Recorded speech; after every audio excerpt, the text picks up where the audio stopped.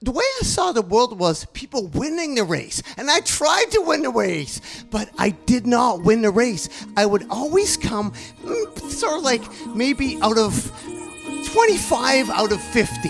Like not too bad. And everybody started dropping out as I got older.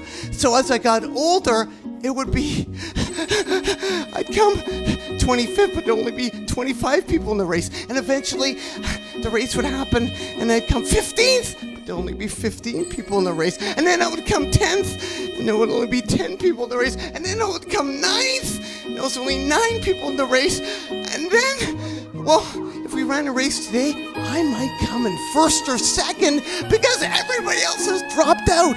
So don't give up.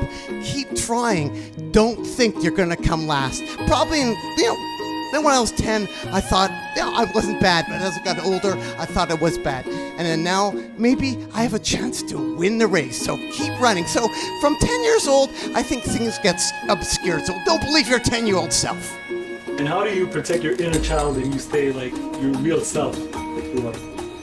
Well, I do love cheese. I know it clogs the arteries, but cheese reminds me of a youth. Like, for instance, when I was younger, I once ate some Gouda cheese, and I hated it.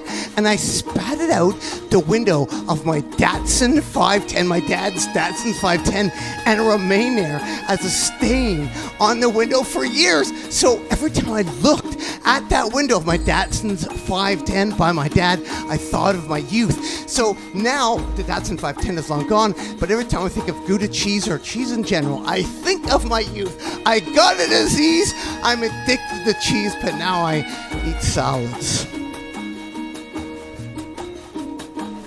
And think about your younger self. What would that kid think of who you become today? Well, I think they would be probably a bit excited to know that I'm winning the running race. But then the kid would be told everybody else dropped out. So you're not winning the race. But I think they'd be very excited and honored. And to me, I was always inspired when I was younger for people that were involved in media that were really accessible, like Soundproof, a local cable access TV show in Vancouver, British Columbia, Canada, or CITR Radio, which I volunteer for. So when I think about the youth, I think when I was younger, I'll get involved in Soundproof, I'll get involved in CITR, and I have been. So it was all laid out for me. It's all there, and people can get involved. I can do it. Anybody can do it. Anybody can get involved. Join your local college radio station.